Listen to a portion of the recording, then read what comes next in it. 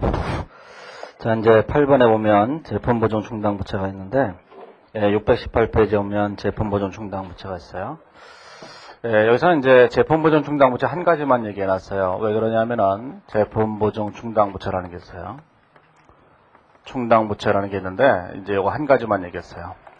예전 책에서는 이제 여기에 경품 충당 부채라는 게 있었는데, 이 경품이라는 게 마일리지거든요, 기본적으로. 마일리지에 대해서는 이제 국제회계 기준에서는 충당 부채를 계상하지 않고 매출에서 차감하도록 회계 처리하도록 하고 있다고요. 그래서 이제 사장에 보면 수익 인식에 보면 거기 보론에 보면은 고객 충성 제도라는 게 있어요. 그게 마일리지예요.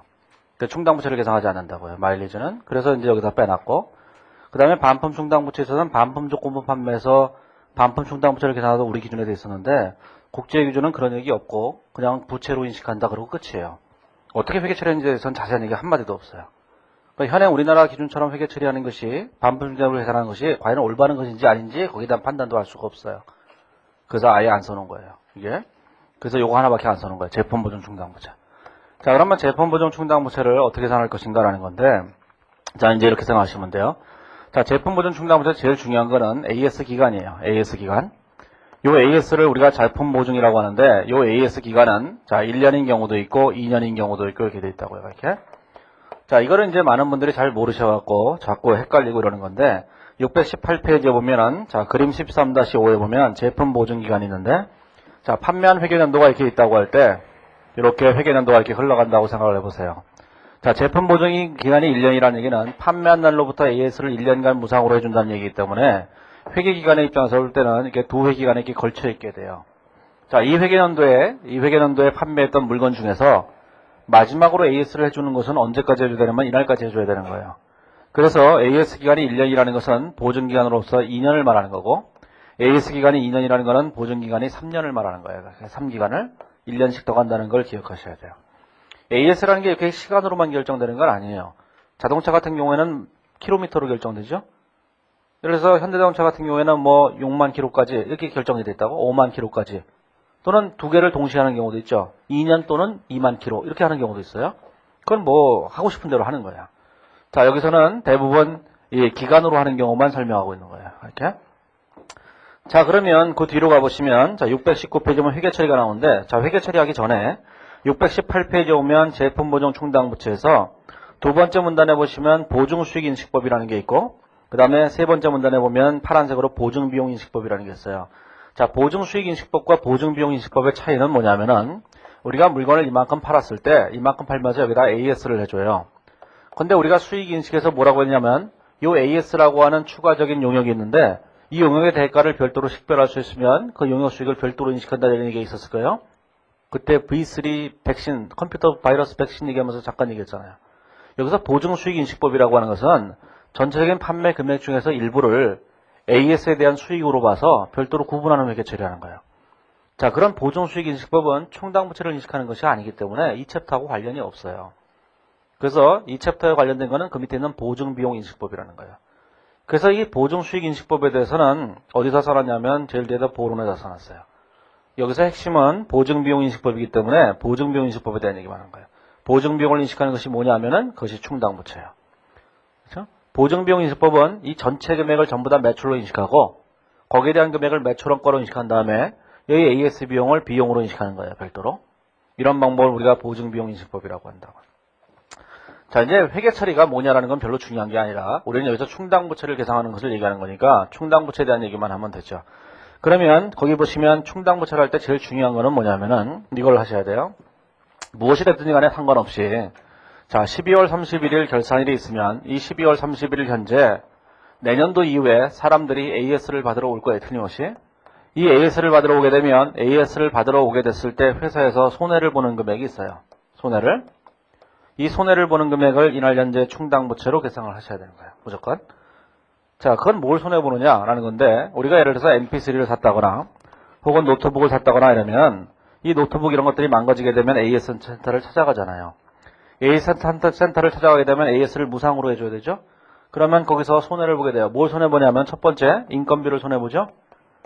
AS를 무상으로 해줄 때 거기 있는 사람들 월급을 줘야 되잖아요. 인건비를 손해봐요. 자, 거기 가면은 커피 한 잔 다 줘요. 커피 주잖아요. 그 커피값만큼 손해를 보는 거예요. 그렇죠? 거기서 제가 인터넷 심심하니까 인터넷에 하면 전기 요금도 나가죠? 그렇죠? 텔레비전도 볼 수 있죠? 기타 등등등등등등등 주차 요금도 내주죠? 그러면 손해보는 금액이 있을 거 아니겠어요? 게다가 부품이 망가지면 부품을 바꿔주죠? 그 부품도 손해를 보는 거예요? 제가 옛날에 노트북을 샀는데 이게 전선 연결하는 것이 잘 안 들어와요. 그래서 전화를 했더니만 와서 바꿔주더군요. 삼성이. 그 삼성은 뭐 AS만 잘하죠. 예? 그것만 해도 얼마나 다행이에요. AS도 안 해주는 데도 있는데. 자, 그러면 그 손해보는 금액이, 그걸 계산하면 그 금액을 12월 31일자로 충당부채로 계산해야 되는 거예요. 정확하게 12월 31일 현재 입장에서 볼 때 내년도 이후에 손해보는 금액이 충당부채예요.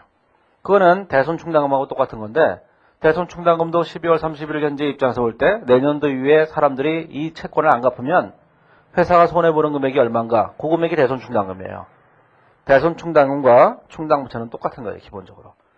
자, 그러면 이제 그 뒤에 가보시면 자 이렇게 되어 있죠. 자, 먼저 회계처리의적인 입장은 무조건 대손충당금과 똑같다 이렇게 생각하시면 돼요. 대손충당금과 회계처리 방법이 동일해요. 자, 그래서 620페이지를 보시면 자 예제 2번이 있는데 가로 1번에 보면 판매일로부터 1년간 판매한 제품에서 발생하는 하자를 무상으로 수리해주는 제품보증정책을 사용하고 있다. 제품 보증 비용은 매출액의 3%가 발생할 것으로 예측된다. 이렇게 돼 있어요. 자, 그러면 이렇게 되는 거예요. 이렇게 돼 있어요. 이렇게. 자, 예를 들어서 2009년도에 AS를 물건을 팔았죠. 자, 2009년도가 있고, 자, 이제 2010년이 있고, 2011년이 있는데, 자, 2009년도에 물건을 팔았어요. 2009년도에 물건을 팔게 되면 팔 물건에 대해서 요 기간 동안에 AS를 해줘야 된다고요. 자, AS를 해줘야 되는데 AS 비용이 얼마라고 추정했냐면 회사에서는 매출액의 몇 퍼센트 이렇게 추정을 했어요. 일반적으로 다 매출액의 몇 퍼센트라고 추정하니까 620페이지에 오면 가로 1번에 오면 제품 보증 비용은 매출액의 3%가 발생할 것으로 예측한다 그랬어요. 그러면 자 100만원어치 팔았는데 자 100만원어치 팔았죠. 이 중에서 3%가 AS 비용으로 발생할 거라는 거예요. 그러면 3만원이 발생하겠죠. 이렇게. 자, 그런데 이 중에서 이미 발생한 금액이 있어요. 이미 2009년 중에 AS 비용으로 발생한 금액이 이미 존재한다고요. AS 비용으로 발생한 금액이 얼마였냐면 거기 보시면 14,000원이 발생했죠. 14,000원이. 자, 그렇다면 내년도에 AS로 발생할 비용이 얼마냐면 16,000원인 거예요. 이렇게.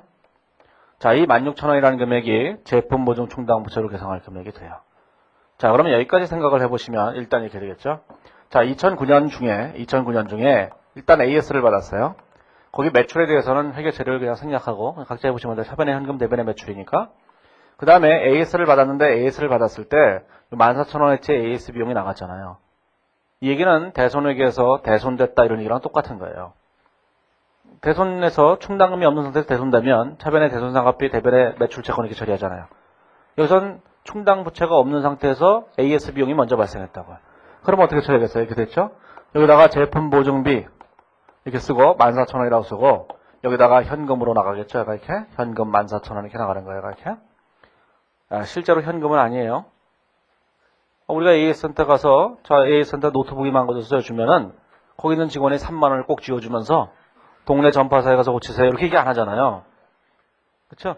실제로는 여기는 현금이 아니라 AS센터에서 발생하는 모든 지출들이에요. 거기에 또 뭐가 있겠어요? 재료원가, 노무원가 이런 게 또 있는 거예요. 똑같이. 이 세상 모든 것들은 다 재료원가, 노무원가, 제조간접원가 이런 걸로 이루어져 있어요. 그 AS센터에서 발생하는 것들은 전부 다 AS 비용이고 연구소에서 발생하는 건 연구비, 개발비 이런 것들이고 공장에서 발생하는 건 전부 다 제조원가가 되는 거예요. 그걸 본사에서 발생한다 그러면 전부 다 뭐가 되는 일반적인 관리비들이 되는 거고요. 예? 이 세상 모든 건 다 뭘로 이루어져요? 재료원가, 노무원가 이런 걸로 이루어져 있다고요. 예? 그러면 이게 나가겠죠? 그 다음에 12월 30일 현재로 자 16,000원의 충당부채를 계산해야 되는 거예요. 이제.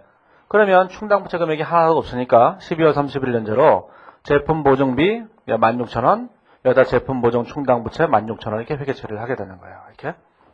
자, 이 회계처리를 잘 보시면서 대손충당금과 똑같다고 생각하셔야 돼요. 그래야 공부를 덜 한다니까요. 우리의 목표는 뭐예요? 공부를 덜 하는 거죠. 또 다른 목표는 뭐예요? 합격하는 거죠. 그렇죠? 공부를 덜 한 채 합격하는 거예요. 그게 목표인 거예요. 공부를 무진장하고 합격하면 손해예요. 그 손해예요. 자, 그러면 자 대손상각비, 매출채권. 그 다음에 대손상각비, 대손충당금 이렇게 생각하시면 돼요. 그렇죠? 자, 그거랑 똑같은 거예요. 자, 이제 2010년이 됐죠. 자, 2010년 중에 이제 무슨 일이 발생했어요? AS가 발생했잖아요. 2009년도 판매분에 대해서 제품 보증 비용이 12,000원, 2010년도 판매분에 대해서 제품 보증 비용이 22,000원에서 모두 34,000원이 발생했죠. 자, 그러면 34,000원의 제품 보증 비용이 발생하게 되면 현금으로 34,000원의 제품 보증 비용이 발생하면 충당부채를 우선 상기하고 부족한 금액은 뭘 상기해요? 대손상가비로 처리하잖아요. 그거 똑같은 거예요. 매출 채권이 대손되면 일단 충당과 우선 상기하죠. 그러니까 여기는 충당부채랑 우선 상기하고 부족한 금액에 대해서는 여기다 제품 보증비로 이렇게 처리하는 거예요. 이렇게. 그래서 얼마가 됐냐면 얘가 18,000원 이렇게 됐죠. 이렇게. 자, 그리고 난 다음에 2010년 말에 우리는 충당부채를 또 계산해야 되는 거예요. 자, 이제 충당부채를 얼마를 계산해야 되냐면 이제 2010년 말의 입장에서 볼 때 계산해 보는 거예요. 자, 2년도 입장에서 볼 때면 자, 2009년도에 판매한 부분에 대해서는 이제 앞으로는 AS를 해줄 필요가 없어요. 무상으로. 이제부터는 돈 받고 해주는 거예요. 거기에 대해서는 이제 AS 비용을 계산할 필요가 없다고요. 자, 그 다음에 2010년도에 판매한 거에 대해서도 자, 이제 이 기간 동안에 AS를 해줘야 되죠.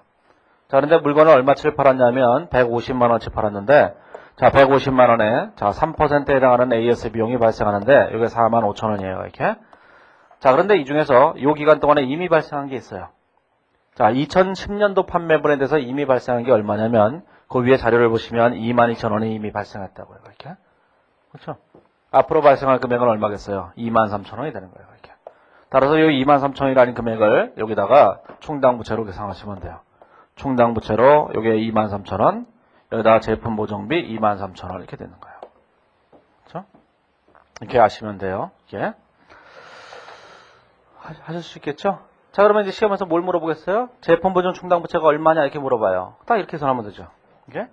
자, 제품 보증 충당부채 여기서 요거 계산하면 되고 여기서 요거 계산하면 되는 거예요. 그러면 제품 보증비가 얼마나 이렇게 물어보면 어떻게 계산해요? 대손 충당과 똑같이 계산하는 거예요. 예를 들어서 2010년도에 대손상가비 제품 보증비가 얼마냐 이렇게 물어보면 요때 제품 보증비가 얼마냐 물어보면 이렇게 생각하는 거죠. 1월 1일 현재 충당부채가 얼마였어요? 16,000원이었죠. 제가 이렇게. AS가 발생한 게 있잖아요. AS가 34,000원이 발생했죠. 제가 이렇게. 그러면 마이너스로 18,000원이 되는 거잖아요. 그렇죠? 그러면 12월 30일 현재 정확한 충당부채가 얼마냐면 23,000원이잖아요. 이렇게. 요 두 개를 합하게 되면 요 금액이 제품 보증비가 되는 거예요. 요거 두 개 합친 게 제품 보증비잖아요. 이렇게. 그렇죠?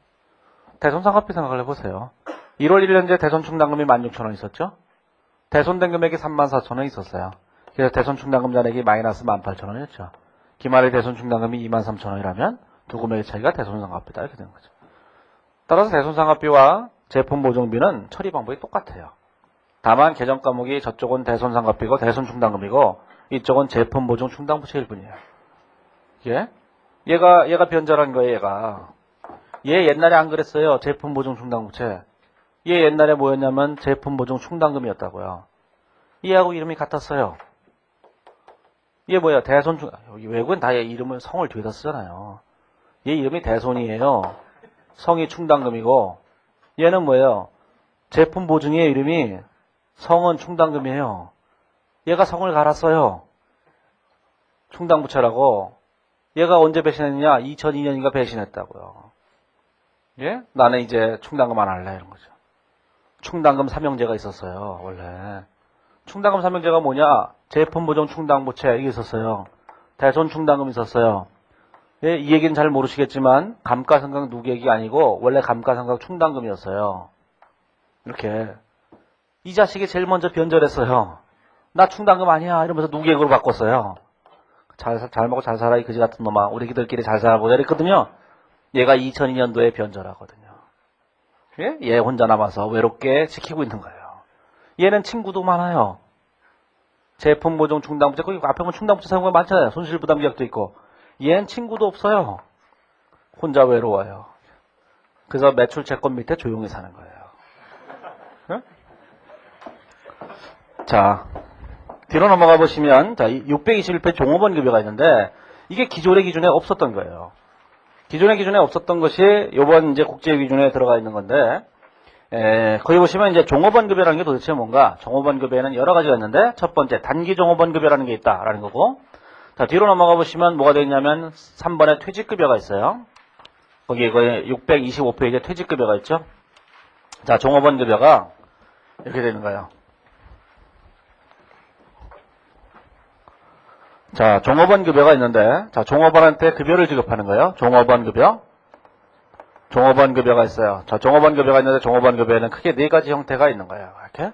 자, 첫 번째가 뭐냐면 단기 종업원 급여예요. 단기 종업원 급여. 거기 어디 갔어요? 어디? 거기 이제 621페이지 있죠? 제일 먼저 단기 종업원 급여라는 게 있어요. 단기 종업원 급여. 단기 종업원 급여가 있어요. 그 다음에 뭐가 있어요? 퇴직급여라는 게 있는 거예요. 퇴직급여. 퇴직급여라는 게 있죠. 이렇게. 자, 그 다음에 뭐가 되어 있냐면, 자, 뒤로 넘어가 보시면은, 거기 635페이지 오면 기타 장기 종업원 급여가 있어요. 자, 기타 장기 종업원 급여라는 게 있어요. 이렇게. 그 다음에 636페이지 오면 해고급여라는 게 있어요. 해고급여라는 게 있어요. 자, 이 네 가지 중에서 중요한 게 뭐냐? 이거예요, 이거. 그러니까 퇴직급여. 이게 가장 어렵고 가장 중요하고 그런 거죠. 자, 저는 개인적으로 이 단기 종업원 급여나 기타나 해고는 그냥 말로만 잠깐 읽어보면 된다고 저는 개인적으로 생각을 해요. 예? 우리가 여태까지 이런 것들이 없었던 게 아니야. 아무 생각 없이 살았기 때문이죠. 우리나라 기준에 별 얘기가 없었기 때문에 우리가 책에 하나도 안 써놨을 뿐이지 원래 다 있었던 거예요. 단기 종업원 급여가 뭐예요? 휴가예요, 휴가. 병가예요. 몸이 아파서 쉬었어요. 그렇죠? 휴가 1년에 휴가를 10일을 주기로 했는데 10일 중에서 내가 5일밖에 안 썼어요. 그럼 나머지 5일은 내년에 써야 되잖아요. 그럼 내년에 쓸 수 있나 없나? 이런 거 가지고 따지고 있는 거예요. 자식도 좀 쓰게 해주면 얼마나 좋아요. 그거 가지고 안 쓰면은 그만큼 수당을 줄 거냐 말 거냐 이런 거 갖고 얘기하는 거예요. 자, 이런 것들은 아주 사소한 문제에 속한다는 얘기죠. 이 해결책의 가장 핵심이 뭐냐면 얘예요. 요게 가장 중요한 거야. 그렇죠? 나머지는 그냥 간단하게 그냥 맞닥뜨리 다니는 동안 아셔도 돼요. 제일 중요한 게 퇴직급여예요. 퇴직급여. 자, 그러면 자, 이제 앞으로 가보시면 자, 이제 뭐가 되어 있냐면은 다른 것부터 먼저 잠깐 얘기하고 자, 이제 621페이지 오면 단기 종업원 급여가 있어요. 단기 종업원 급여는 12개월 이내에 지급기일이 전부 도래하는 종업원 급여를 단기 종업원 급여라고 하는 거예요. 그 파란색 글씨를 보시면. 그래서 할인하지 않은 금액으로 측정해요. 단기 종업원 급여는. 예? 그러면 단기 종업원 급여는 어떻게 했냐? 1번 임금이 있어요. 임금이 뭐야? 월급이에요, 월급. 이거 꼭 얘기해야 되는지는 잘 모르겠는데 월급 그러면 차변의 급여, 대변의 현금으로 끝나는 거잖아요. 회계원리에서. 그 얘기를 하고 있는 거예요. 이게. 그 얘기를 이 자식들은 자세하게 얘기해요. 월급 안 줄까 봐. 자, 그 다음에 보시면 동그라미 1번에 보면 사회보장분담금이 뭐예요? 예를 들어서 국민연금 이렇게 되는 거예요. 우리나라에는 국민연금을 부담해 주잖아요. 정부에서. 그 회사에서. 국민연금 가입하면 종업원이 반 내고 회사가 반 내고 이런다고요. 예? 그런 거죠. 동그라미 2번에 보면 종업원이 관련 근무 영역을 제공하기 위한 회계연도 말까지 12개월 이내에 사용할 것으로 예상되는 유급 연차 휴가, 유급 병가들 같은 단기 유급 휴가가 있고 자, 세 번째, 네 번째 읽어보시면 돼요. 네 번째 같은 경우는 현직 종업원에는 비화폐성 급여, 예를 들어서 자동차를 빌려준다든가 무상으로 주택을 빌려준다든가 이런 걸 말하는 거야. 이런 게 다 급여라는 거예요. 전부 다. 자, 뒤로 넘어가 보시면 자, 622페이지에 오면 자, 유급휴가라는 게 있는데 그 중에서 단기 유급휴가가 있어요. 유급휴가는 크게 두 가지로 나눠지는데 유급휴가의 정의가 뭐냐면은 유급휴가는 두 가지로 나눠지는데 단기에 사용하지 않을 경우 차기 이후로 2월에 사용할 수 있는 게 누적 유급휴가예요. 그 다음에 차기로 2월에서 사용할 수 없는 걸 비누적 유급휴가라고 한다고요. 자, 그러면 그 밑에 보시면 다 누적 유급휴가는 가득되지 않은 경우에도 채무를 인식해야만 한다. 그러니까 올해 사용하지 않아서 내년도에 사용할 수 있는 거는 반드시 뭐예요? 채무로 인식해야 된다. 이런 뜻이에요. 자, 그러면 그 밑에 보시면 그 예상원가는 얼마를 계산해야 되냐면 미사용 유급휴가가 누적된 결과 기업이 지급할 것으로 예상되는 추가 금액으로 측정한다 이렇게 되죠. 그 얘기는 이런 거예요. 자, 10일 동안에 유급휴가를 줘요. 유급휴가를 주는데 자, 이 사람이 5일을 사용했어요. 5일을 사용했죠. 나머지 5일은 사용을 안 했어요. 이 5일을 내년도에 사용할 수 있다면 얘를 뭐라고 하냐면은 누적 유급휴가라고 한다. 그런 얘기예요. 자, 이거를 내년도에 사용 안 했으면 끝이지 뭐야. 이렇게 얘기하는 회사가 있잖아요. 그런 유급휴가를 뭐라고 하냐면 비누적 유급휴가라고 한다. 그런 얘기예요. 자, 그러면 그 밑에 보시면 그림을 보시게 돼요. 위에 이제 파란색 조사해놨지만 그래서 이제 밑에 그 13-6 그림을 보시면 누적 유급휴가는 무조건 채무로 인식하는 거예요. 그 다음에 비누적 유급휴가는 사용하기 전에는 부채로 인식하지 않는다. 그렇죠? 자, 그 밑에 예를 하나 들어놨는데 예제가 이제 기준에 있는 사례인데 자, A사는 100명의 종업원에게 1일에 5일의 근무일수에 해당하는 유급병가를 제공하고 있는데 유급병가나 유급휴가나 뭐 같은 거예요. 자, 그런데 유급병가는 다음 1년 동안 2월에서 사용할 수 있다. 2009년 가로 2번에 보면 2009년 12월 30일 현재 미사용 유급병가는 종업원당 평균 2일이고 과거 경험에 비추어 볼 때 종업원 92명이 사용할 유급병가일 수는 5일이하고 나머지 8명이 사용할 유급병가일 수는 평균적으로 6.5일이 된다. 그래서 요구사항 1번에 보시면 부채로 인식할 금액이 얼마냐 이렇게 물어봤어요. 자, 그런데 거기 보시면 2009년도에 이렇게 된 거죠. 자, 거기 보시면 뭐라고 되어 있냐면은 2009년 12월 31일 현재 종업원이 평균 2일의 유급병가를 사용하지 않은 거예요. 이건 내년도에 2월에서 사용하는 거예요. 2월에서 사용하는 누급휴가인데 그 누적인데 종업원 92명이 2010년에는 종업원 92명에 해당하는 사람이 5일의 휴가를 사용할 거예요. 5일 이하의 휴가를 사용할 거라고요. 그런데 5일의 유급병가는 늘 제공하고 있는 거니까 그러면 뭐예요? 이 92명은 2009년도에 사용하지 않은 걸 사용하지 않을 거라는 거잖아요. 이게 기준이 그냥 뭐 뜬구름 잡는 얘기로 써 있어요. 이게 그렇잖아요. 2100명의 종업원이 있는데 100명의 종업원 중에서 2009년도에 사용하지 않은 게 평균 2일씩이 있다 그런 얘기예요. 근데 그 중에서 92명은 2010년도에도 5일 이하로 병가를 사용할 거예요. 네? 아픈데 5일 이하만 아플 거예요. 그게 병가잖아요. 그런데 그 중에서 8명은 6.5일을 쉴 거예요. 6.5일을 쉴 거라고요. 6.5일을 쉴 거니까 누적 유급병가에 대해서 올해 사용하지 않은 것 중에서 이 8명은 그 중에서 1.5일을 사용하는 거잖아요. 내년도에. 1.5일을 사용하게 되면 그만큼 인건비를 지급하는 거랑 똑같은 거잖아요. 그래서 이 6.5일을 사용하는데 이 중에서 내년도에 5일은 기본적으로 주는 거죠. 그러면 이 중에서 1.5일은 뭐예요? 올해께 내년도로 2월 된 거예요. 그 금액에 대해서는 반드시 뭐래 돼요? 반드시 부채로 계산해야 된다. 그런 뜻이에요.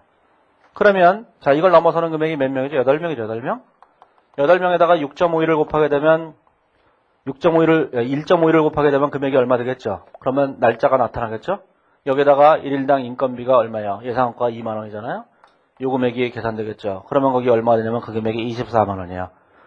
자, 그 24만 원의 누적 유급병가를 반드시 부채로 인식해야 된다. 그런 뜻이에요. 이게. 자, 그러면 요구사항 2번에 보면 비누적이다 그러면 어떡할 거냐? 그럼 부채로 인식하지 않는다. 그런 뜻이죠. 중요한 얘기는 별로 없어요. 그냥 세상 사는 얘기 너무 당연한 얘기예요, 그냥. 자, 623페이지 보면 3번에 이익분배제도와 상여금제도가 있어요. 이익분배제도와 상여금제도라고 하는 것은 다른 게 아니라 이런 거예요. 이게 누적 이게 이렇게 된 거예요. 자, 뭐냐면은 이제 이익분배제도라는 건데 종업원이 회사가 이익이 이만큼이 나면 이익에 예를 들어서 5%에 해당하는 금액을 보너스로 주겠다는 거예요. 이렇게 이익이 안 나면 보너스 안 주는 거예요. 자, 그러면 이 이익분배제도에서 이 보너스 금액을 반드시 부채로 인식해야 된다는 거죠. 예? 그러면 그냥 무조건 인식하는 건 아니라 무조건 요건이 있어야 돼요. 과거 경험상 거기 요건이 그 앞에 623페이지에 오면 거기 제일 밑에 동그라미 1, 2, 3 세 가지가 있죠. 제도의 공식적인 규약이 급여 산정 시에 명시되어 있고 뭐 등등등 되어 있죠. 그런 세 가지 요건을 중 하나를 충족시키게 되면 반드시 뭐가 되냐면은 이익 분배에 대한 금액을 반드시 부채로 계산해야 된다 그런 뜻이에요. 그래서 뒤로 넘어가 보시면 뭐가 되냐면 예제 4번 있는데 A사는 당기 순이익의 일정 부분을 해당 회계연도에 근무한 종업원에게 지급하는 이익분배제도를 채택하고 있는데 해당 회계연도에 퇴사자가 없다고 가정한다면 이익분배금은 총 3%가 되지만 일부가 퇴사함에 따라 실제로는 당기 순이익의 2.5%를 이익분배금으로 줄 거라는 거예요. 당기 순이익이 500만 원이 보고됐으니까 부채로 인식할 금액은 500만 원 곱하기 2.5% 그래서 12만 5천 원이다. 그러듯이 너무 쉬워서 뭐 얘기할 것도 없잖아요. 기준에 있는 그냥 사례로 되어 있는 거를 그냥 문제로 만들어 놓은 것에 불과해요. 해답 1번의 부채 인식액의 첫 번째 줄에 A사의 유급병가 냈는데 그거 지워버렸어요. 병가가 왜 들어갔는지 모르겠어요. 책을 쓰다 보니까 앞에 걸 그냥 카피해서 그래요. 앞에 예제 3번에 있는 걸 그냥 카피하다 보니까 들어간 거예요. 그래서 624페이지 해답 1번의 첫 번째 줄에 있는 A사의 유급병가가 누적 유급병가에 해당하고 다음에 금액을 부채로 인식해야 된다. 그걸 지워버리시면 돼요. 그냥. 자, 이제 625페이지에 오면 퇴직급여가 있는데, 자, 퇴직급여가 이제 복잡하니까, 자, 나중에 얘기하고, 자, 뒤로 넘어가 보시면, 다른 것부터 먼저 얘기하면, 자, 이제 635페이지에 오면 장기 종업원 급여가 있어요. 기타 장기 종업원 급여가 있는데, 12개월 이내에 도래하지 않은 종업원 급여를 기타 종업원 급여라고 하는 거예요. 예? 그거 그냥 읽어보세요. 얘기가 복잡해서 더 이상 공부하고 싶지가 않아, 이걸 하게 되면. 이게 굉장히 복잡해요. 그래서 거기 보시면 636페이지 보면 거의 뭐 이런 거 하는데 아실 필요 없어요. 그냥 그렇다는 거예요. 자, 모름 있어요? 몰라요. 알 필요도 없어요. 여기 계신 분들이 공부해서 맞출 확률 없어요. 맞추면 제 손에 장을 주세요. 물론 이제 찍어서 맞출 확률이 있기 때문에 그거는 이제 찍어서 맞춘 거죠. 그러니까 이게 신경 쓰지 마세요. 중요한 게 뭐예요? 얘예요. 네? 자, 그 다음에 해고가 있어요. 해고급여. 해고급여 자른 다음에 급여를 좀 주는 거예요. 그 해고급여라는 건 뭘 말하느냐? 636페이지에 보면 비자발적 퇴직으로 해서 지급하는 추가급여를 말해요. 그러니까 저 그만둘게요. 그래 그만둬. 그동안 수고해서 그래서 10만 원을 더 줬어요. 이게 해고급여가 아니고, 네? 종업원이 그만두지 않겠다고 우기는데 그만두라고 우긴 거예요. 그게 해고급여예요. 이게 거기 나와 있잖아요. 비자발적 퇴직으로 인해서 지급하는 추가급여예요. 네? 그거를 이제 비자발적으로 그냥 그만두니까 미안하잖아요. 그러니까 그 한 달치 월급 줄 테니까 그걸로 한 달 생활이나 해. 그 다음부터는 굶어 죽어. 이렇게 얘기하는 거예요. 그게 해고급여예요. 자, 이런 거 다 필요 없어요. 별로 중요한 얘기도 아니에요. 여기 중요한 얘기가 뭐예요? 얘가 제일 중요한 거예요, 얘가. 다른 건 별 얘기 없어요. 다른 건 그냥 간단하게 그냥 말로만 그냥 읽어보시면 돼요. 앞에 예제 3번, 4번 있었는데, 약간 병가하고 있었잖아요. 그냥 가벼운 마음으로 그냥 사례를 문제로 만들어 놓은 거예요. 그냥 본문에다 써도 상관이 없는 건데. 자, 요걸 꼭 아셔야 돼요. 퇴직급여. 얘가 제일 중요한 거예요. 자, 중요한 정도까지만 있으면 좋은데, 중요한 만큼 무진장 어려워요. 이게. 자, 그러면, 자, 이제 어디를 보시면 되냐면은, 자, 625페이지에 보시면 퇴직급여가 있는데, 퇴직급여는, 거기 보시면 그 625페이지에 오면, 퇴직급여는 퇴직 이후에 지급하는 종업원 급여를 말한다. 이때 퇴직급여의 지급과 관련하여 기업이 한 명 이상의 종업원에게 퇴직급여를 지급하는 근거가 되는 공식 또는 비공식 협약을 퇴직급여 제도라고 한다. 우리가 일반적으로 얘기하는 그냥 퇴직금 제도라고 생각하시면 될 수도 있어요. 그거하고는 약간 좀 틀리긴 하지만. 자, 이러한 퇴직급여에는 크게 두 가지 제도가 있는데 확정기여제도라는 것과 확정급여제도라는 게 있어요.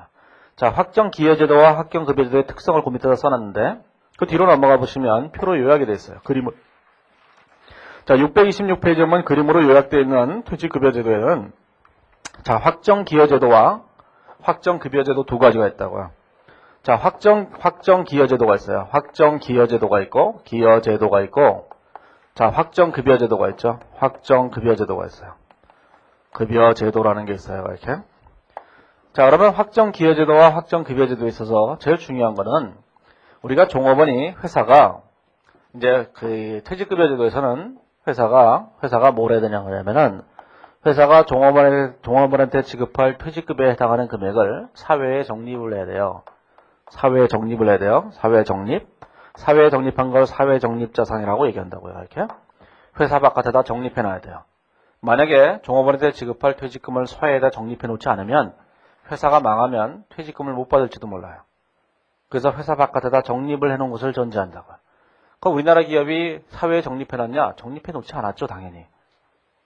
2002년도인가 2004년도인가에 도입했던 퇴직연금 제도 하에서 퇴직연금 제도 하에서만 이게 외부에 적립한다고요. 우리가 일반적으로 하는 중소기업의 퇴직금 같은 경우에는 사회에 적립해 놓을 돈도 없어요. 저희 사무실은 개인 사무실이지만 사회에 적립해 놨어요. 퇴직금을. 이 미친놈 사무실이죠. 무슨 개인 사무실이 뭐 몇 명 있다고 그걸 사회에 적립하는지 모르겠는데 저희 사무장이 우겼어요. 사회에 적립해야 된다고. 믿을 수가 없다고. 그래서 보험회사에다가 적립해 놨어요. 진짜로. 한 달에 월급을 주면 월급 중에 몇 %를 나중에 퇴직금으로 줘야 될 거 아니겠어요? 그걸 사회에 적립해 놓다고 했더니 생명보험회사에 적립해 놓고 있어요. 그건 뭐라고 얘기할 수도 없고. 그 사회적립자산이죠. 그게 사회적립자산이요. 회사 바깥에서 적립해 놓은 거죠. 그러면 이 회사에다 사회에다 적립해 놓으면 이 사회적립자산들이 어디든가에 투자를 할 거 아니겠어요. 우리가 국민연금에 가입한 국민연금이 여기저기 투자하잖아요. 그 작년에 국민연금이 한 뭐 17% 손실을 봤다잖아요. 그래서 6천억 손실이 났다잖아요, 작년에. 주식 투자해갖고. 이게 뭐 남의 돈 갖고 잘 쓰지만, 이렇게. 자, 아무튼 간에, 자, 그래서 사회적립자산을 적립해놓으면 이거 어딘가에 투자를 하겠죠. 어딘가에 투자를 하게 되면 여기서 손실이 날 수도 있고 이익이 날 수도 있어요. 여기서 이익이 날 수도 있고 손실이 날 수도 있는데 이게 위험이에요. 위험? 위험이라고, 위험. 자, 이 위험을 누가 부담하느냐라는 거죠. 자, 그러면 사회적립자산으로 퇴직금을 줘야 되는데 퇴직금을 100만 원을 줘야 되는데 100만 원을 사회에 적립해놨어요. 퇴직금 줄 돈을. 이거를 투자했을 때 투자하게 되면 나중에 주가가 폭락해서 주식에 투자를 했어요. 주가가 폭락해서 이게 얼마가 됐냐면 이게 50만 원이 됐다고요. 자, 그러면 종업원이 퇴직을 했을 때 50만 원밖에 못 줄 거 아니겠어요. 이때 종업원이 50만 원만 가져가고 그냥 끝난다면 위험을 누가 부담하고 있는 거냐면 종업원이 부담하고 있는 거예요. 그렇죠? 그런데 종업원이 퇴직했을 때 이 퇴직금 100만 원이 사회에 적립해놨는데 그게 50만 원밖에 안 됐다 하더라도 종업원이 퇴직했을 때 100만 원을 반드시 줘야만 한다면 부족한 50만 원은 회사가 돈을 더 적립해서 돈을 줘야 되는 거예요. 퇴직금을. 이럴 때는 위험을 누가 부담하냐면 회사가 부담하는 거예요. 그러니까 사회 적립자산에 적립되어 있는 이 자산에 이게 자꾸 변하잖아요. 공정가치가. 투자 수익도 있고 투자 손실도 있고. 이 손실과 수익을 누가 부담하느냐. 이거를 회사가 부담하는 걸 우리가 뭐라고 하냐면은 거기 얘기하면 확정급여제도라고 하는 거예요. 위험을 누가 부담하느냐. 위험. 위험을 누가 부담하면 확정기여제도는 누가 부담해요? 이거는 종업원이 부담하는 거예요. 종업원이. 자, 그 다음에 확정급여제도에서는 회사가 부담하는 거예요. 따라서 확정기여제도에서는 회사가 사회적립자산에다 적립만 해놓으면 모든 의무가 다 끝나요. 종업원이 퇴직금을 받아가든지 말든지 내 알 바 아니에요. 이제부터는. 여기다가 적립해놓으면 이 적립하는 단체에서 적립을 잘해서 운영을 잘해서 퇴직금을 많이 주든지 적게 주든지 내 알 바가 아니다라는 거죠. 그게 확정기여제도예요. 따라서 확정기여제도는 회사가 이 사회적립자산에 적립해 놓을 때마다 그냥 퇴직금을 준 것처럼 회계 처리하면 그걸로 끝나는 거예요. 그러니까 퇴직금을 적립할 때마다 퇴직금 줬다 이렇게 생각하면 돼요. 그냥 소위 말하면 연봉제와 비슷한 거예요. 연봉제라는 것이 월급을 주면서 퇴직금을 같이 준다고 보는 거잖아요. 그렇죠? 그러면 연봉제라고 해서 연봉을 주면서 여기에 퇴직금이 포함되어 있다고 보는 건데 이 확정기여제도에서는 연봉을 주면서 이만큼은 종업원한테 주고 요만큼은 사회적립자산으로 적립해 놓는 거예요. 그리고 나중에 사회적립자산을 가지고 종업원한테 퇴직금을 주는 거라고요. 이렇게. 근데 쫄딱 망하면 한 푼도 안 준다. 그 얘기죠. 그 위험을 누가 부담하겠다 하는데 자, 종업원이 부담하게 되면 뭐가 되는 거냐면은 종업원이 수령할 금액이 불확정적이고 기업의 부담은 출연한 금액만 부담하면 그걸로 끝이에요. 그래서 확정기여제도화에서는 626페이지에 보면 가로 2번에 나와 있죠. 차변의 퇴직급여 원가, 대변의 현금이라고 끝이에요. 예? 거기 보시면 선급비용, 미지급비용 하는 거는 덜 납부했을 경우, 더 납부했을 경우를 그냥 써놓은 것일 뿐이에요. 그래서 초과액이나 미달액은 별로 신경 쓰지 마시고 그 다음에 차변의 퇴직급여 원가, 대변의 현금으로 끝난다면 돼요. 자, 그게 확정기여제도예요. 확정기여제도는 별로 중요한 게 아니에요. 중요한 건 뭐냐면 확정급여예요. 자, 확정급여제도에서는 자, 회사가 계속적으로 위험을 부담해야 되기 때문에 모든 위험을 다 부담하게 돼 있어요. 따라서 확정급여제도에 대한 얘기가 이제 중요한 얘기가 되죠. 자, 확정급여제도는 거기 보시면 가로 3번에 확정급여제도가 있는데 가로 1번에 의의가 있죠. 의의를 보시면 제일 마지막 문단에 기업이 실질적으로 제도와 관련된 보험수리적 위험과 투자 위험을 부담한다. 이렇게 되어 있어요. 자, 오른쪽으로 넘어가 보시면 627페이지에 보면은 자, 재무상태표에 공시할 때 어떻게 공시를 해야 되냐면 거의 박스에 있는 걸 공시하셔야 돼요. 자, 박스에 어떻게 공시를 해야 되냐면 이렇게 공시를 하셔야 돼요. 자, 박스에 자, 재무상태표에다가 어떻게 공시를 하냐면 얘를 부채로 공시할 거 아니겠어요. 얘가 이렇게 종업원한테 줘야 될 퇴직금이니까 걔를 어떻게 공시하냐면 보고기간 만료제 확정급여 채무의 현재 가치 그 표를 보세요. 박스를 보셔요. 박스에 확정급여 채무의 현재 가치가 있어요. 이 금액이 이 금액을 이렇게 써야 돼요. 일단 그 다음에 플러스 마이너스 뭐 있어요? 미인식한 보험수리적 손익 있죠? 여기다 미인식한 보험수리적 손익이 있어요. 미인식 보험수리적 손익이 있어요. 그랬어요? 이렇게? 자, 요거는 더할 수도 있고 뺄 수도 있어요. 예? 손실이 더한지 이익이 더한지는 생각나지 않으니까 그냥 뭐 적당히 그래요. 더할 수도 있고 뺄 수도 있어요. 그 저번에 얘기했죠? 포괄 손익에 포함되는 기타 포괄 손익에 포함되는 거에 보험수리적 손익이 있다고 했잖아요. 그 보험수리적 손익이에요. 이게? 그렇죠? 그 다음에 미인식 과거 근무원가가 있어요. 자, 여기다가, 자, 미인식 과거 근무원가가 있어요. 미인식 과거 근무원가라는 게 있어요. 근무원가라는 게 있다는 얘기예요. 자, 요 금액을 이제 마이너스를 하셔야 되는 거예요. 이렇게. 그 다음에 마지막으로 뭐가 되냐면, 보고기간 말만 이제 사회적립자산의 공정가치가 있어요. 자, 사회적립자산의 공정가치가 이렇게 있다. 그런 얘기예요. 이렇게. 그러면 요 금액을 여기다 차감해서 이렇게 표시하시면 돼요. 자, 이렇게 네 가지를 이렇게 차례대로 이렇게 쓰게 되면 얘가 뭐냐면은, 퇴직급여예요. 자, 이거를 이제 뭐라고 얘기했냐면, 거기서는 재무상태표에 보고된 확정급여 부채다. 이렇게 얘기했죠?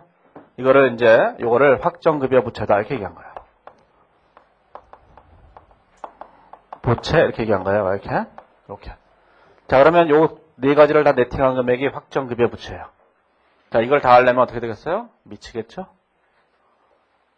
그렇죠? 뭐 미치지 않는 방법도 있죠. 하지만 거의 미칠 거예요. 그래서 이 책은 자, 미인식 보험수요 손익을 보호론에다 써놨어요. 미인식 과거 근무원가를 보호론에다 써놨어요. 자, 그러면 아주 심플해졌죠. 얘하고 얘밖에 안 남은 거예요. 지금은 그 정도만 하면 되겠다라는 거예요. 이것만 해도 어려워요. 그런데 여기다가 미인식 보험수요 손익을 하게 되면 미인식 보험수리적 손익을 보면 거기에 보면 얘를 즉시 인식하는 방법, 그 다음에 코리더 어프로치 뭐 이래갖고 무슨 복도접근법 이런 거 있어요. 코리더 어프로치 코리더 어프로치 이렇게 돼 있어요. 이렇게 어프로치. 그래서 어떤 어프로치, 그래서 어떤 중국회계 책을 보니까 이거를 영어로 써놨어요. 코리더 어프로치라고. 좀 번역 좀 해놓지. 국제기준을 번역하는 게 우리의 임무잖아요. 국제기준에서는 이걸 뭐라고 번역했냐면은 범위 접근 방식이라고 얘기했어요. 그래서 이 범위 접근 방식에 대해서 범위를 벗어나는 글씨 같은 게 있어요. 자, 이거 얘기하면 거의 미쳐버린 거예요, 이게? 자, 이런 거 신경 쓰지 마세요. 처음부터 이걸 다 하면 안 돼요. 너무 어려워서. 그래서 지금은 일단 얘하고 두 가지만 하고 나중에 1차 시험에 합격하면 그때 얘하고 얘를 생각해 보자는 거죠. 그게 이 강의의 목표인 거예요. 이 강의가 이 얘기 하게 되면 다음 주에 안 와요. 다음 주에 안 온 정도가 아니라 이 챕터를 찢어버리고 싶을 거예요. 네? 찢어버리고 싶어요. 자, 그러니까 이건 신경 쓰지 마시고 그냥 이렇게 하자 이런 얘기예요. 이렇게. 그럼 아주 심플해지잖아요. 그렇죠? 그래야지와 우리가 퇴직급여를 우리가 편하고 잘할 수 있는 거예요. 예? 자, 이걸 이제 지워버렸어요. 자, 이걸 지워버리시고 요 두 가지 얘기만 해보자 그런 얘기예요. 예? 자, 그러면 자, 확정급여 채무의 현재 가치라는 게 도대체 뭔가? 이런 생각을 해본 거예요. 도대체 확정급여 채무의 현재 가치라는 게 뭔가? 이게 뭔가? 이런 게 이거예요. 확정급여 채무의 현재 가치. 요걸 이제 계산할 줄 아셔야 돼요. 자, 이걸 어떻게 계산하냐면 확정급여 채무의 현재 가치라는 건 이런 거예요. 자, 우리가 이제 이렇게 돼 있죠. 자, 이제 지금 현재가 있어요. 자, 세월이 흘렀죠? 자, 세월이 흘렀어요. 자, 지금 거기 보시면 이제 이 방식을 뭐라고 되어 있냐면 이 방식을 예측 단위 적립 방식이라고 해요. 거의 파란색으로 줄여서 예측 단위 적립. 이거 용어를 뭐 정할 필요는 없어요. 용어라는 게 뭐 이러면 어떻고 저러면 어떻겠어요. 예측 단위 적립 방식이라고 하는데 그건 뭐냐면은 지금 2009년 12월 31일이 있는 거예요. 이렇게. 자, 그러면 지금 현재 입장에서 볼 때 이 종업원이 언젠가는 퇴직을 할 거예요. 그러면 언젠가는 퇴직을 하겠죠. 이때 이제 그만둘 거예요. 이때 그만두게 되면 이제 두 가지 방법이 있을 거예요. 이때 그만두면 첫 번째, 이 종업원이 일시금으로 받아가는 방법이 아니겠죠? 일시금을 받아갈 수 있을 거예요? 그렇잖아요. 퇴직 일시금을 달라 이렇게 얘기할 수 있잖아요. 자, 두 번째 방법은 종업원이 이때 퇴직을 했을 때 앞으로 매년 연금을 받아가겠다 이런 경우가 있을 거예요. 연금을 받아가겠다 이런 생각이 있어요. 그렇죠? 이렇게? 자, 그 얘기가 이제 거기 보시면 뭐라고 되어 있냐면은 거기 보시면 그 예측 적립 방식의 절차가 있어요. 동그라미 1번.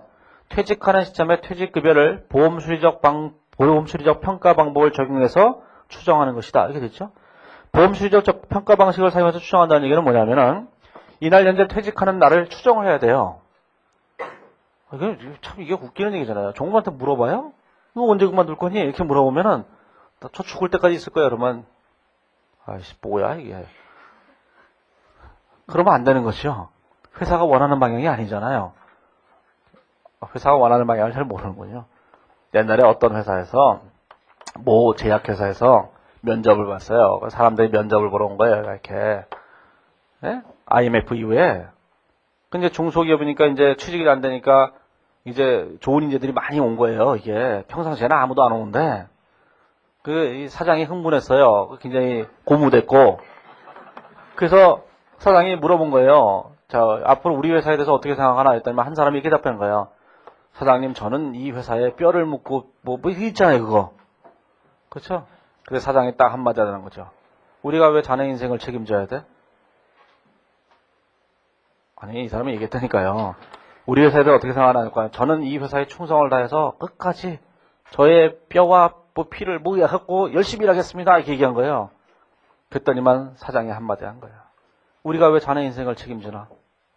적당한 때 그만둬줘야지. 왜 우리에게 모든 짐을? 그런 거지.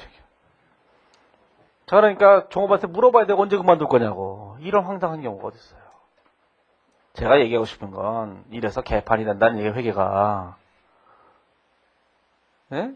이 국제회계주의나 이런 사람들은 회계를 하는 사람들은 다 미쳤어요. 지네들이 신인 줄 알아요. 다 계산할 수 있다고 믿어요. 그래서 공정가치 회계를 하는 거 아니겠어요? 그게 언젠가는 대재앙으로 올 거라는 거예요. 네? 우리는 신 앞에 항상 조용히 있어야 되는 거예요. 이렇게. 종업한테 물어보세요. 언제 퇴직할 거냐고. 생각 없죠. 아무 생각도. 네? 그냥 여기 계속 있고 싶은 거예요. 그런데 그만둘 거를 물어봐요. 그러면 언제 그만둘 거라면 그때 줘야 될 퇴직금이 있겠죠. 그렇죠? 그 금액을 계산해야 된다는 거예요. 또 하나는 연금을 받아가겠다 그러면 매년도 받을 연금이 있을 텐데 이건 뭐예요? 그 사람의 죽을 날짜까지 추정해야 돼요. 5년 후에 그만둘 거고 앞으로 10년 후에 죽을 거예요. 그럼 5년 동안 받아갈 연금이 있겠죠. 이 연금의 현재 가치를 계산하게 되면 이날 현재 가치가 계산되죠. 자, 제일 먼저 뭘 해야 돼요? 퇴직하는 시점을 추정해서 그 사람이 퇴직하자마자 돈을 금방 받아가고 끝날 것인지 연금을 받을 것인지를 생각해서 연금을 받으면 이 금액이 현재 가치로 계산하는 거야. 자, 그러면 일시금이든 연금의 현재 가치든 계산했겠죠? 요게 100원이라고 생각해보세요. 100원. 그쵸? 요거 100원이에요. 100원. 자, 그런데 이 100원이라고 하는 것은 앞으로 이 사람이 5년 후에 그만둘 거예요. 5년 후에 그만둘 거니까 1년, 2년, 3년, 4년, 5년이죠. 5년 후에 그만두면 5년 동안에 걸쳐서 퇴직금을 100원을 주는 거잖아요. 그렇죠? 그러면 이 중에서 올해 부담하는 금액이 얼마예요? 5분의 1씩 부담하잖아요, 매년. 이 100원 중에서 요 회계기간에 근무했기 때문에 얼마가 되는 거예요? 이 회계기간에 근무했기 때문에 20원을 주는 거잖아요. 그렇죠? 이 회계기간에 근무했기 때문에 20원을 주는 거죠, 이렇게. 이 회계기간에 근무했기 때문에 20원을 주는 거예요. 이렇게 20원을 주는 거죠, 이렇게. 이게 연도가 좀 잘못됐나? 이렇게 요걸 2009년 말이라고 해보세요. 요건 2009년 1월 1일 날 이 사람이 취직을 했어요. 회사에 입사를 했다고. 그러면 이날부터 5년 후에 퇴직을 할 거예요. 그걸 연말에 추정해야 될 거 아니겠어요? 연말에 계산할 거니까. 연말로부터 4년 후에 퇴직할 거예요. 그때 퇴직금 100원을 주겠죠. 퇴직금을 왜 100원을 줬냐? 이 100원 중에서 20원은 올 1년 동안 근무했기 때문이다라는 거예요. 그렇죠? 자, 그 얘기가 이제 거기 보시면 동그라미 2번에 오면 퇴직금액을 종업원의 근무기간에 걸쳐서 배분하는 거예요. 자, 배분하면 각 근무기간에 걸쳐서 배분되겠죠? 그 배분된 금액을 현재 가치로 평가하는 거예요. 그러면 요 100원 중에서 5분의 1에 해당하는 20원이 올해 근무한 거에 대한 대가잖아요. 그렇죠? 이게 이 기간에 근무한 거라고요. 그래서 이 금액을 현재 가치로 평가를 해야 돼요. 이렇게. 그러니까 2009년 말 현재로 평가를 해야 된다고요. 그러니까 퇴직하는 시점에 지급할 퇴직금이 얼마인지를 계산해요. 그게 일시불이든 연금의 현재 가치든 계산한 다음에 그 금액을 앞으로 근무할 기간에 걸쳐서 배분을 해요. 그 중에서 올해 해당하는 부분을 계산해서 그걸 현재 가치로 평가해요. 요 금액이 올해 계상할 퇴직급이에요. 에이씨, 하기가 싫잖아요. 그 얘기예요, 이게. 여태까지 우리나라에서는 퇴직금을 어떻게 계산하냐면 다 필요 없어요. 오늘 당장 그만둔다면 오늘 당장 그만둔다면 퇴직금 얼마 줄 거냐 이걸 계산했거든요. 근데 국제기준은 그렇게 하는 것이 아니라 앞으로 미래의 어느 시점에 퇴직할 거를 추정하고 입사할 때부터 서명을 받는 거예요. 언제 퇴직할지 다 하나씩 받아요. 사표까지 같이 받아요. 사표에다 날짜를 써요. 2015년 3월 26일 이렇게 다 써간 다음에 그걸 가지고 다 추정을 해서 그 다음에 제일 처음에 받을 때 언제까지 살 건지도 다 밑에 적어야 돼. 희망사항을. 그리고 연금의 현재까지 다 계산하는 거예요. 이게. 이런 짓거리를 하다가 GM이 망한 거예요. GM이 종업원들에 대해서 이 연금제를 하다가 퇴직한 종업원을 죽을 때까지 보장해 준 거예요. 죽는 그날까지. 그래? 의료보험료 다 대주고, 걔네들은 사보험이잖아요, 대부분이. 그래서 결국은 뭐가 됐느냐? 결국은 저렇게 망한 거예요. 종업원에 대한 부담이 너무 많아서. 그 종업원이 적당한 때 그냥 죽어주기도 하고 이래야 되는데, 사람이 안 죽어요, 병원을 잘 가니까. 그래서 저렇게 된 거예요, 이게. 이게 꼭 좋은 것만은 아닌데. 자, 그래서 이제 그때 할인할 때 뭘 하느냐? 우량 회사채 시장이자율로 할인한다는 거예요. 그래서 뒤에 가보시면 거기 설명을 해놨어요. 예를 들어놨죠, 예를 들어놨는데 그 기준서에 있는 사례를 가지고 예를 들었어요. 거기 뭐라고 했냐면 예를 들어놨는데 쭉 설명이 돼 있는데 얘기가 이제 그 얘기예요. 별 얘기가 아니라. 그러면 자, 거기 보시면 예를 들어놨죠? 예를 들어놓은 거 한번 읽어보시면 두 번째 줄에 퇴직 전 최종임금의 1%의 근무연수를 곱해서 산정을 하기로 했어요. 퇴직금을 얼마를 주기로 했냐면은 이렇게 주기로 했다고요. 마지막 근무한 연도 2년도가 있잖아요. 이 회계연도의 최종 급여에 몇 퍼센트를 주기로 했냐면은 얼마야? 맞은 거야. 1%를 주기로 했다는 얘기예요. 1%를. 그런데 지금 1차 년도에 급여가 얼마냐면 10,000원이다는 얘기죠. 이때 급여가 10,000원이야, 10,000원. 근데 이 급여가 계속적으로 상승할 거 아니겠어요? 매년 7%씩 상승한다는 거예요?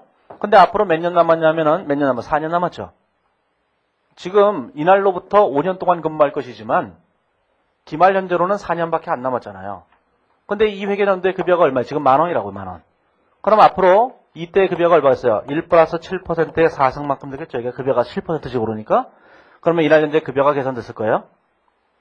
좀 이따 예제를 또 해보시면 돼요. 이게 좀 이따 하는 게 아니라 다음 주에 하는 거죠. 그러면 이제 13,108원이에요. 자, 13,108원이 뭐냐면은 이날 현재 급여 추정액이에요. 이 문제에서는, 이 사례에서는 그 퇴직금 금액이 최종급여의 몇 퍼센트로 추정되어 있기 때문에 최종급여 이거를 추정해야 된다고요. 이것도 모르잖아요. 그러니까 이날 현재 퇴직할 때 일시금이 얼마인지를 계산해야 되는데 그 일시금을 계산하기 위해서는 최종급여의 몇 퍼센트가 일시금이라는 거잖아요, 지금. 그렇죠? 최종급여의 1%가 일시금이라는 거예요. 최종급여의 1%가 일시금인데 그 최종급여가 얼마인지 모르니까 지금 급여를 가지고 최종급여를 이렇게 추정한 거예요. 이렇게. 그렇죠? 이게. 자, 그래서 그게 13,108원이 됐어요. 근데 최종임금의 1%를 줘요, 1%를. 1%를 주는데 근속연수에 따라서 1년에 1%씩 주는 거니까 5년이 줘요, 이렇게. 근무한 올해도 쳐야 되니까 올해도 근무했잖아요.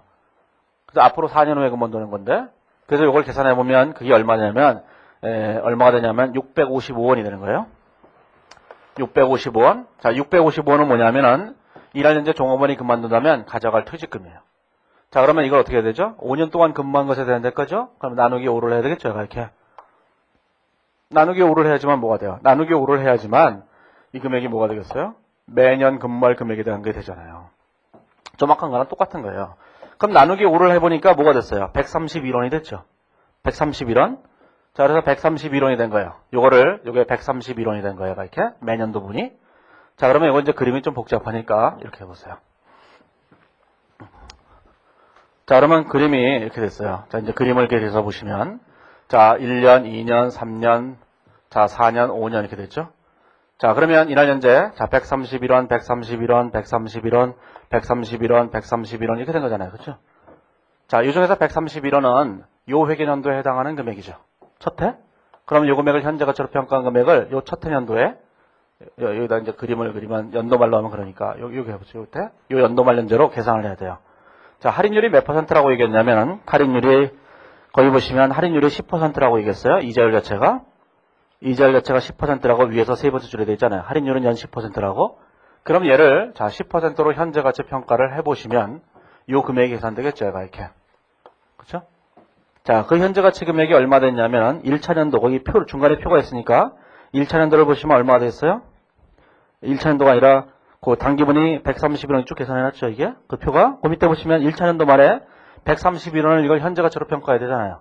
현재 가치로 평가할 때 기간이 4기간이니까 4기간 현가계수를 사용해야 된다고요. 그래서 이거를 1 플러스 10%의 4승으로 이렇게 나눠야 되죠. 이렇게. 현재가치 계수니까.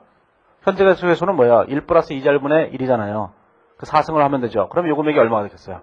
거기 보시면 밑에 표에 보면 밑에 표 바로 밑에 보시면 1천년도 말에 89원이 이렇게 된 거예요. 그러면 이 89원이라고 하는 금액이 이 금액이 뭐예요? 확정급여 채무의 현재 가치다. 그런 얘기예요. 예? 이해하시겠죠, 이게? 요것만 잘하면 돼요. 일할 퇴직금이 얼마인지를 추정해서 그걸 근무연수로 나누고 그 근무연수 중에 올해 해당하는 부분을 현재가치로 평가하면 되는데 기말연재로 현재가치 평가하는 것이기 때문에 실제 기간보다 1년을 줄여서 계산하면 된다고요. 그렇죠?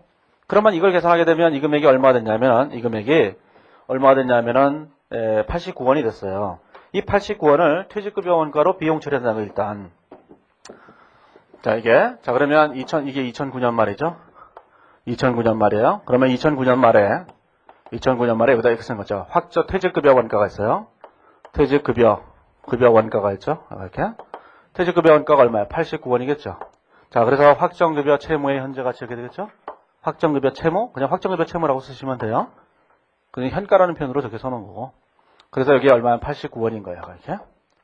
그래서 오른쪽에 보시면 회계 처리가 나와 있는데 차변에 퇴직급여 원가, 대변에 확정급여 채무 이렇게 되죠. 확정급여 채무 이렇게 되는 거예요. 자, 그래서 이제 89원을 계산해서 이게 2009년 말의 일이에요. 자, 이제 2010년 말이 됐죠. 1년이 더 지났어요. 이 상황은 하나도 변하지 않았다고 생각해보세요. 1년 말이 되면 어떻게 되겠어요? 1년 말이 되면 이제 근무를 2년째 하고 있는 거잖아요. 그때 일단 뭐가 돼요? 올해분이 또 있죠. 요거를 이렇게 현재가치로 평가해야 되겠죠. 10%로 현재가치 평가하게 되면 이번에 뭐예요? 1 플러스 10%에 자 3승으로 이렇게 나눠야 되겠죠. 그렇잖아요. 자, 그럼 3승으로 현재가치 평가하게 되면 그 금액이 얼마냐면 196원이 될 거라. 196원이 아니라 현재가치 금액이 얼마가 되냐면은 628페이지 제일 밑에서 두 번째 줄에 보면 2000년도 귀속분에 대한 확정급여 채무의 현재가치가 131원 나누기 1.1에 3승에 98원 이렇게 돼 있죠. 자, 요게 98원인 거예요. 여기 98원. 여기 98원인 거죠. 자, 그러면 98원을 자, 여기다가 퇴직급여 원가로 얼마를 쳐야 돼요? 98원을 또 회계 처리해야 되는 거예요. 여기다가 확정급여 채무 자, 98원 이렇게 회계 처리하셔야 돼요. 요건 이해하시겠죠? 여기까지는? 자, 그 다음에 뭘 해야 되냐면은 요 89원이 미래연금의 현재가치예요. 유의잘법을 적용해야 되죠. 그렇잖아요. 현재가치 평가는 다 유의잘법이라니까요. 안 받고 말죠. 더라고 해서 안 받는 거야. 얘를 유의잘법을 적용하라는 거예요. 이 미친놈들이. 머리 아파 죽겠네. 그러면 유의잘법을 적용하려면 여기다 10%를 곱해야지만 유의잘법이 적용되겠죠. 표시자는 하나도 없으니까 이자가 얼마겠어요? 9원이니까 아니서 9원. 그렇죠? 10%. 8.9니까 9원이잖아요. 그 9원이 늘어났겠죠. 그것도 확정급여 채무의 현재가치가 되는 거예요. 이게 9원이. 그래서 얘를 퇴직급여 9원이라고 이렇게 쓰면 된다는 거죠. 자, 그러면 요나현재 퇴직급여의 현재가치가 얼마 됐어요? 퇴직급여 채무의 현재가치가 요 89원에다가 요 9원을 더하면 98원이 되죠? 98원은 요 98원과 똑같겠죠? 유의잘법을 적용하면 항상 뭐가 돼요? 미래연금의 현재가치가 된다고 얘기했잖아요. 그러니까 요 89원에다가 유의잘법을 적용한 금액은 요 금액을 이 날짜로 현재가치로 평가한 금액과 똑같아진다고요. 그러면 자 98원이 두 개가 있으니까 얼마가 되겠어요? 196원이 되겠죠? 아니겠어요? 두 번째 연도 말에 확정급여 채무의 현재가치가 196원이 되는 거예요. 그러면 자 얘를 회계 처리할 때 이렇게 회계 처리하게 되면 어떻게 했어요? 자 요거에 2010년분에 대해서 일단 현재가치 평가한 걸 퇴직급여로 처리했죠? 그 다음에 전년도까지서 유의잘법을 적용한 거를 2011년에 했죠? 이게 2009년도분에 대한 유의잘법을 적용한 걸 했잖아요. 이렇게. 자 이렇게 하나씩 하게 되면 짜증나잖아요. 결국 이렇게 계산해봤자 결국은 두 번째 연도 말에 계산되어 있는 요 금액은 결국 뭐예요? 이 두 금액의 현재가치일 뿐이거든요. 이렇게. 그죠? 그래서 우리가 확정급여 채무를 계산할 때 이렇게 계산하는 게 훨씬 더 편한 거예요. 우리는 유의잘법을 정해도 이자 비용 이런 거 안 써요. 여기는 무조건 확정급여 채무의 현재가치가 변하면 무조건 퇴직급여예요. 그러니까 이렇게 유의잘법으로 늘어난 금액은 뭐 이자 비용으로 처리한다 이런 게 없기 때문에 무조건 퇴직급여이기 때문에 그냥 얘를 그냥 이렇게 계산하시면 가장 간단한 거예요. 어떻게 계산하냐면은 첫 해, 자, 요 금액의 현재가치, 그죠? 89원. 자, 두 번째, 요 두 개를 합한 금액의 현재가치, 이렇게 된 거죠? 196원. 자, 세 번째, 요 세 개를 합친 것의 현재가치, 이렇게 된 거죠. 그래서 요 금액과 요 금액의 차이를 이렇게 보충법으로 계속 처리하게 되면 확정급여 채무의 현재가치를 편하게 계산할 수 있는 거예요. 그렇죠? 자, 그래서 그래서 보시면은, 자, 628페이지에 보시면은, 628페이지 보면, 확정급의 채무의 현재 가치를 중간에 계산해서 1,000원도말, 2,000원도말, 3,000원도말, 4,000원도말 계산해놨죠? 그 확정급여 채무의 현재 가치라는 게 이걸 이렇게 계산한 거예요. 첫째, 요것의 현재 가치. 두 번째, 요거 두 개의 현재 가치. 세 번째, 요거 세 개의 현재 가치. 네 번째, 요거 네 개의 현재 가치. 그렇죠? 다섯 번째, 요 금액의 현재 가치니까 이걸 그냥 단순하게 더하는 거죠. 그렇죠? 그래서 이걸 가지고 계산해갖고 각 회계연도말 현재 확정급여 채무의 현재 가치를 금액을 계산해내면 요 금액을 계산할 거 아니겠어요? 그렇죠? 그러면 자, 요 금액과의 차이를 확정급여, 퇴직급여로 계산하면 돼요. 요 금액의 차이를 퇴직급여로 계산하면 돼요. 요 금액의 차이를 퇴직급여로 계산하면 되는 거예요. 그냥. 그렇죠? 이 방법이 제일 쉬울 거예요. 안 그러면 이걸 하나씩 계산해야 되니까 굉장히 불편하다고 해요. 그렇죠? 그렇게 하지 말고 이렇게 기말 현재 확정급여 채무의 현재 가치를 먼저 계산해서 그 금액과 전년도 금액과의 차이를 계산하면 훨씬 더 편하게 하실 수 있어요. 이게. 자, 그래서 오른쪽에 보시면은 629페이지에 오면, 자, 좀 아까 이걸 했죠. 좀 아까 이거 했다는 것만 하시면 돼요. 이게 89원이었는데, 자, 전년도 금액이 89원으로 그대로 넘어오죠? 요거에 대한 이자가 9원이 있었죠? 그 다음에 요 금액의 현재 가치가 또 89원이, 96원, 98원이 또 있었잖아요, 이렇게. 자, 그러면 이게 기초금액인데, 단기에 이만큼이 늘어났어요. 이만큼이 늘어났을 때, 자, 요 금액을 뭐라고 하냐면, 단기근무원가라고 얘기하는 거예요. 단기근무원가. 단기 근무한 것에 대한 원가다, 그런 얘기예요. 여기 있는 요 9원을 뭐라고 하냐면, 요걸 이자원가라고 하는 거예요.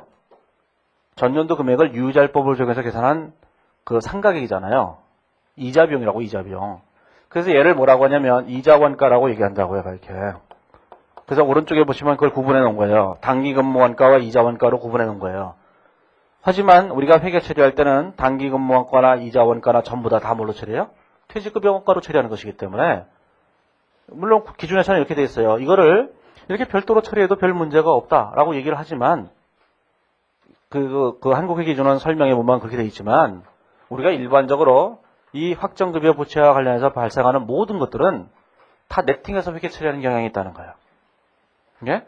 네팅해서 회계 처리하는 경향이 있기 때문에 이 모든 금액을 전부 다 퇴직급여 원가로 처리하면 그걸로 충분하다는 거죠.